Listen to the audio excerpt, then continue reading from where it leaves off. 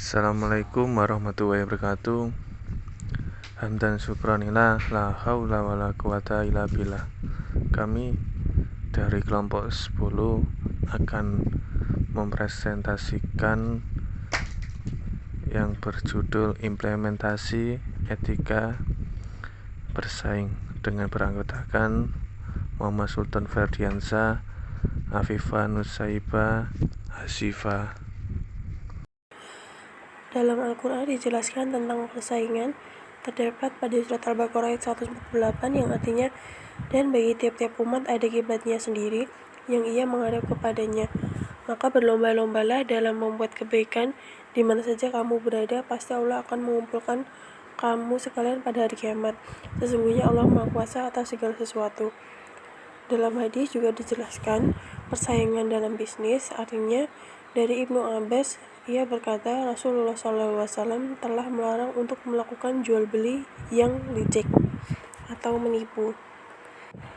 Berdasarkan ayat dan hadis di atas dengan jelas bahwa sebagai pengusaha untuk bersegera dan bergegas dalam melakukan kebaikan, mendorong manusia untuk saling bersaing dan berlomba-lomba dalam melakukan kebaikan.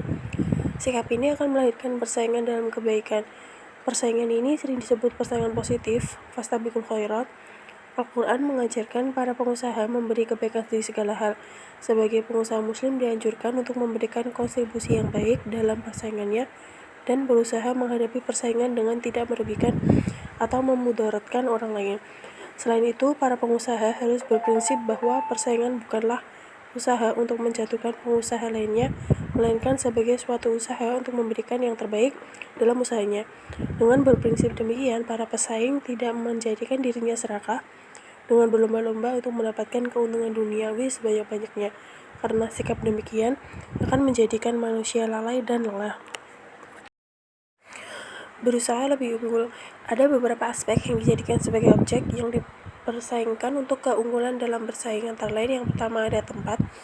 Tempat usaha adalah tempat yang digunakan untuk kegiatan perdagangan, industri, atau usaha lainnya. Kemudian yang kedua ada harga. Harga itu adalah sejumlah uang yang harus dibayarkan oleh konsumen untuk mendapatkan suatu produk.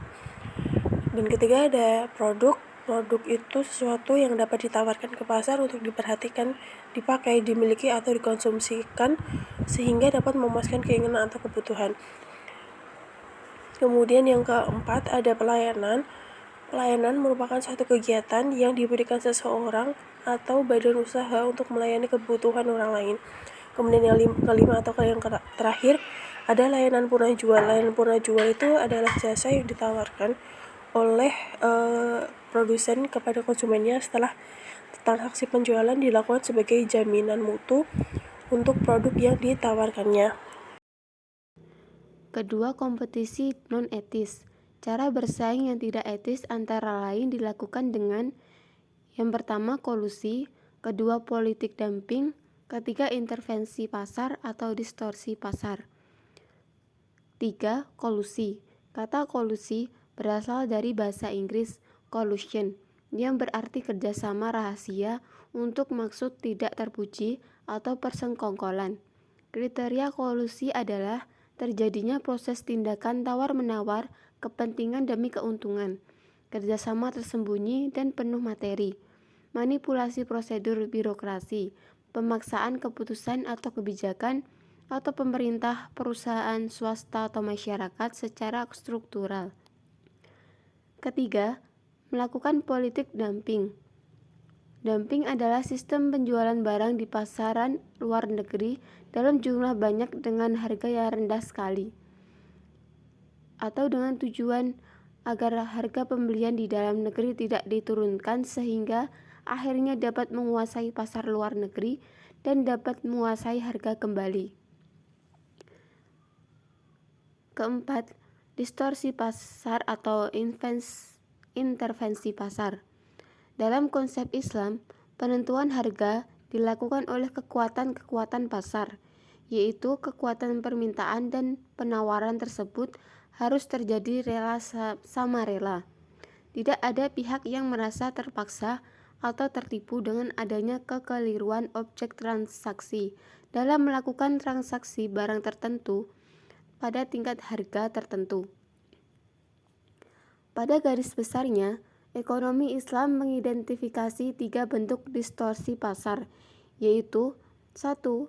Rekayasa penawaran dan rekayasa permintaan. Kedua, tadlis atau penipuan. Ketiga, kata gharar atau uncertainty,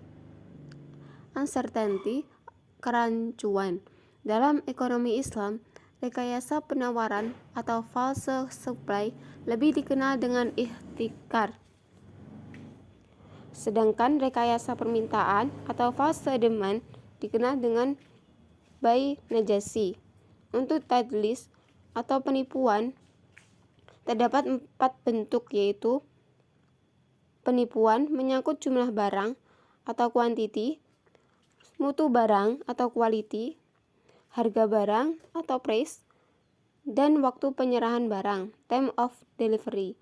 Sedangkan taghrir atau kerancuan, ketidakpastian, juga terdapat 4 bentuk yang menyangkut, yaitu kualitas, kuantitas, harga, dan waktu penyerahan barang. Efek negatif monopoli. A.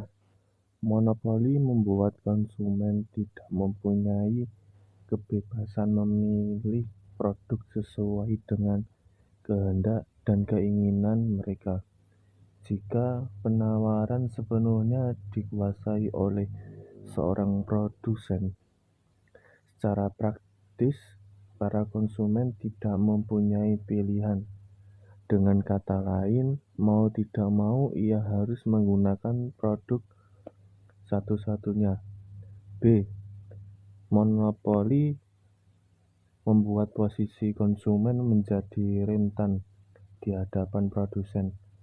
Ketika produsen menempati posisi sebagai pihak yang lebih dibutuhkan daripada konsumen, terbuka peluang besar bagi produsen untuk merugikan konsumen melalui penyalahgunaan posisi monopolistiknya, menjadi bisa menentukan harga secara sepihak secara menyimpang dari biaya produksi real.